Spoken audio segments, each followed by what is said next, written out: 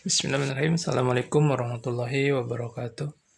Alhamdulillahirabbil alamin wa bihi nasta'in umur dunya waddin.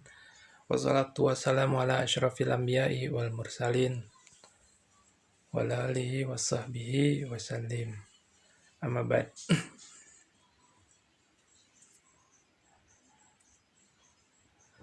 Pada kesempatan kali ini saya akan melanjutkan materi mengenai tata bahasa Arab dasar ya untuk bagian kedua, yakni berkaitan dengan domir. Domir itu berarti kata ganti. Kata ganti ini adalah isim yang berfungsi untuk menggantikan atau mewakili penyebutan seseorang ya maupun kelompok benda orang. Domir termasuk dalam golongan isim ma'rifah, yaitu yang diketahui ataupun khusus ya.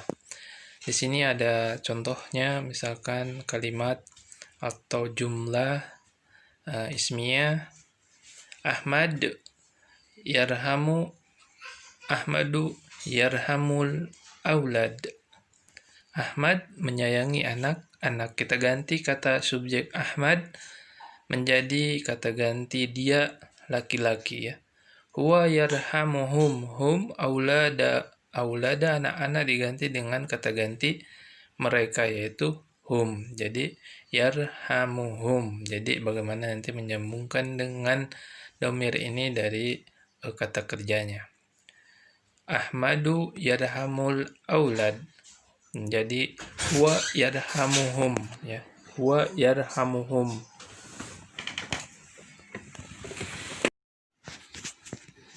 Menurut fungsinya domir ini ada dua ya. Pertama domir rafa, yaitu berfungsi sebagai subjek ya.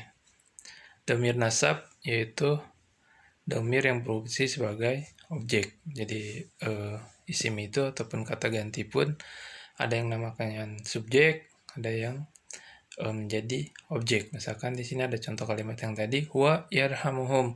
Huwa ini kata ganti dengan posisi domir rofa atau subjek. Yarhamuhum, hum ini menjadi objek, yaitu yang menjadi sasarannya. Kemudian domir rofa itu dapat dikelompokkan menjadi 3 macam ya. Yang pertama mutakallim, yaitu pembicara orang pertama. Kata gantinya itu adalah ana.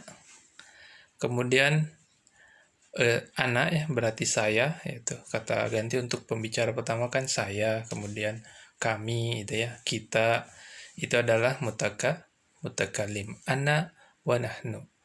Terus kata ganti mukhotob. Mukhotob ini lawan bicara ya. Ya ini seperti anta misalkan. Kemudian anta untuk laki-laki muzakkar, anti muannats. Untuk perempuan antuma berdua ya. Kalian berdua atau kamu berdua, baik muannas ataupun muzakkar ataupun laki-laki ataupun perempuan. Kalau berdua disebut lawan bicara itu disebut antuma. Makanya ada juga yang untuk jamak banyak orang yaitu antum atau lebih dari 2 atau antuna. Makanya kita suka dengar antum. Antum bagaimana kabarnya antum misalkan dalam bahasa kita juga ya. Namun ini untuk bahasa Arab misalkan kaifahalukum, misalkan antum ini yang dibawa atau lawan bicara mukhotob. Kemudian untuk goib, yaitu kata ganti yang tidak hadir atau kita suka bilang dengan huwa atau dia laki-laki, dia perempuan ya. Kemudian 2 menjadi huma, mereka berdua baik laki-laki atau perempuan huma. Lebih dari 2 disebut hum ya. Dan untuk laki-laki hudna untuk perempuan.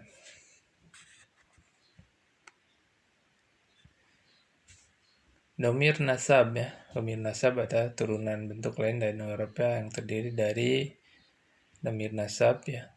Kunna, antunna, huwa, ha, hiya, huma, hum, hunna, ya, ana, na, nahnu, ka, anta, ki, anti, kuma, antuma, kum, antum. Jadi kapan menjadi objek berubah ya menjadi misalkan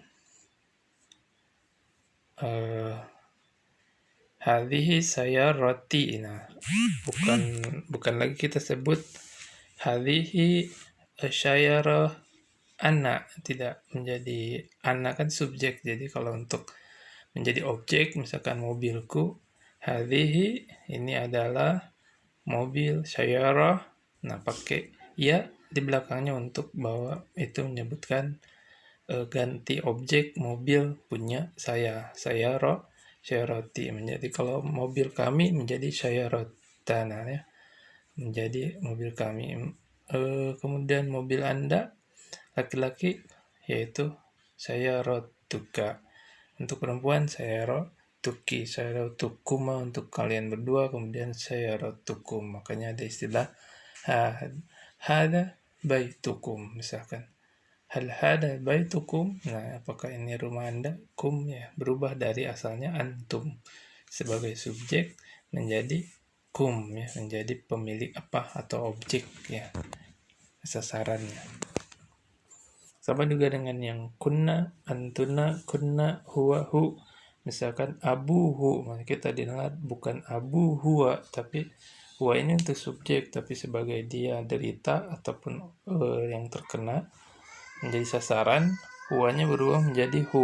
Misalkan menjadi abuhu, bapaknya dia. Ia menjadi ha, misalkan saya rataha, yaitu mobil punya dia, tidak saya rota hia, tapi saya rota ha, itu menjadi domir nasab ya, seperti itu.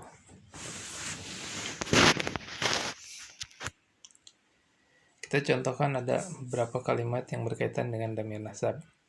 Ada yang nasab, ada yang rafa ya. Ana muslimun, ana ini rafa ya, atau subjek. Ana muslimun, saya seorang muslim. Dini, ni agamaku, ku-nya ini sudah damir nasab, yaitu menjadi objek. Dini agamaku Islam. Nahnu muslimun, nahnu subjek. Dinuna, na-nya ini di sini menjadi agama kami, yaitu nasab, dan ada contoh-contoh lainnya yang bisa Anda lihat di sini, baik yang berjumlah 2, kemudian yang berkait yang perempuan ya, atau muannas ya, muzakkar muannas, muzakkar laki-laki, muannas perempuan, 2, kemudian jamak yang di sini ada seperti huwa muslimun, Allahu yarhamuhu, ini yang tunggal ya, huwa subjek, ketika jadi objek jadi hanya hu ya. Allahu yarhamuhu, Allah yang menyayangi atau merahmati dia. Ini yang perempuan, yang nasabnya muannas ya, perempuan, hiya ya. Kata gantinya hiya, asalnya misalkan Fatimatu muslimatun, jadi asalnya Fatimah menjadi hiya. Hiya muslimatun, dia seorang muslimah. Alaiha salam, untuknya salam, haknya itu tidak alaihiya tapi alaiha, karena domir nasab atau sebagai objek berubah ya menjadi ha, huwa menjadi hu, seperti itu ya. Makanya dalam bahasa Arab ada perubahan dalam hal kedudukan domir kata ganti ketika dia subjek menjadi objek, seperti itu.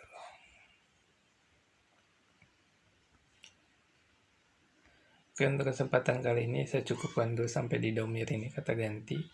Diperbanyak untuk latihan, mencari literatur juga bisa yang saya pergunakan, itu yang praktis dari internet juga ada, dari Arab Indo ya. Anda bisa cari literatur ini dan bisa Anda latihan untuk melihat dari perubahan-perubahan ketika domir rafa menjadi domir nasab atau bagaimana perbedaannya. Domir ini adalah kata ganti subjek ketika kita hendak mengganti kata, misalkan Agus pergi ke pasar, Agusnya diganti menjadi saya, ataupun dia pergi ke pasar, seperti itu. Jadi domir itu adalah kata ganti. Oke, mungkin sampai di sini kita akan lanjut pada pembahasan tata bahasa Arab dasar pada pembahasan lainnya. Semoga bermanfaat. Wabillahi taufiq wal hidayah. Assalamualaikum warahmatullahi wabarakatuh.